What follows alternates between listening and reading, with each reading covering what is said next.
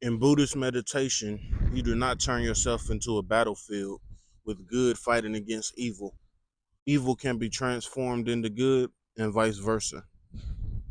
I believe a lot of the time when it comes to growth and being a quote unquote good person, people always use terms like fighting a good fight or fighting to do what's right, or it's a struggle to do what's right, do the right thing.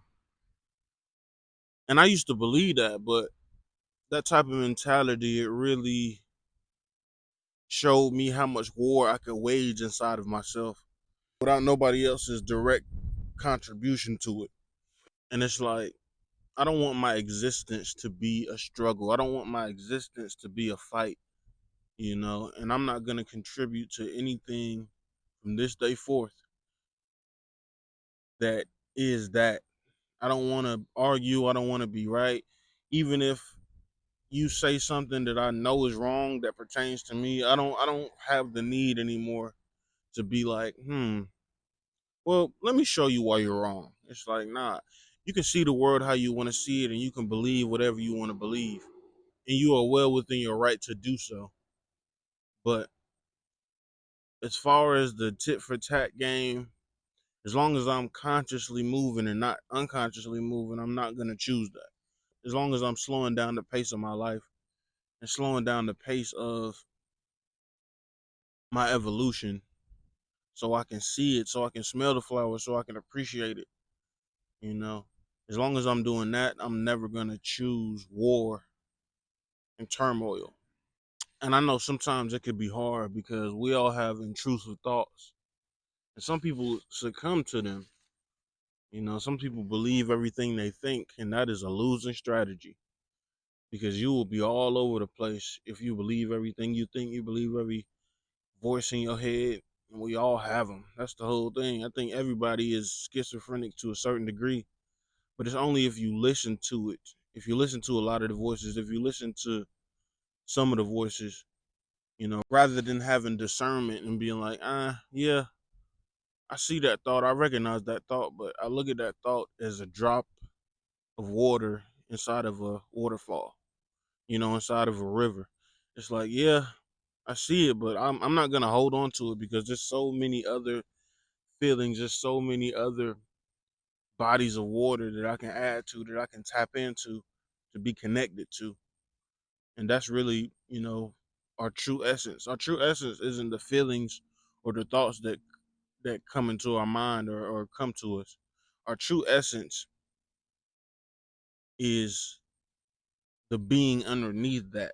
The being underneath the thoughts. I be saying all the time, thinking is not necessary. Being is necessary. Doing is necessary. But even doing sometimes, everything ain't about doing. Like, when was the last time you took out space to be like, I just want to chill. I just want to be. I'm not trying to accomplish anything. I'm not trying to work on anything. I'm just trying to be. And for me myself, at this point in time, it's been a good little minute. Like, I got a lot of hobbies, and sometimes I can just get tunnel vision with my hobbies and be like, man, I ain't doing nothing but this. I ain't doing nothing but this. I ain't doing nothing but this. And recently, I stopped making music. I stopped producing music. I stopped rapping and all that. And but yesterday I was talking to my homie and I opened up my laptop and I was playing some of the beats, some of the songs that I've already made, and I was like, wow, I forgot how great I was. And it's like it's like even with that, that's a lie. Like, I know I'm great, but sometimes you just put stuff away. You compartmentalize stuff and be like, all right, let me put this away for a minute. Let me put this side of myself away for a minute, and that's okay. I used to punish myself. Oh man, if I'm not making a song a day, I'm unworthy. I'm on bullshit. I'm stupid or whatever. I used to always do that and punish myself. But now it's like, nah, I'm multifaceted. I'm multi-layered.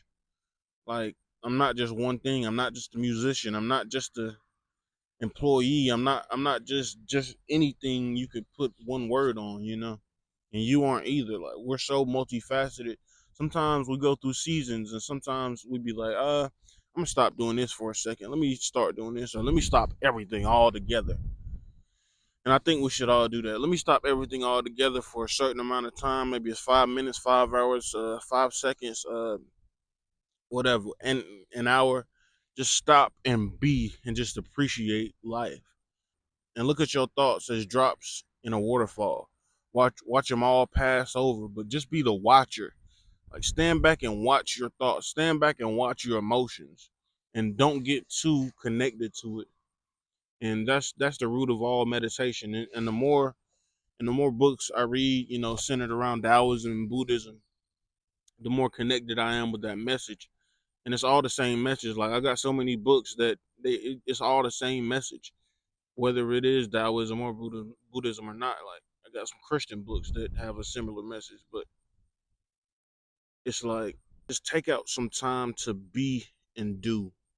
Just take out some time to meditate. Take out some time to breathe. Take out some time to listen to the silence. That is the baseline of everything. Because without silence, we can't have sound. Because we won't have nothing to compare it to. So I'll leave it at that. I'll leave it at that. I love y'all. I appreciate y'all. I'm happy. I'm calm. I'm peaceful. And I hope you can tap into that too if you wish. Shalom.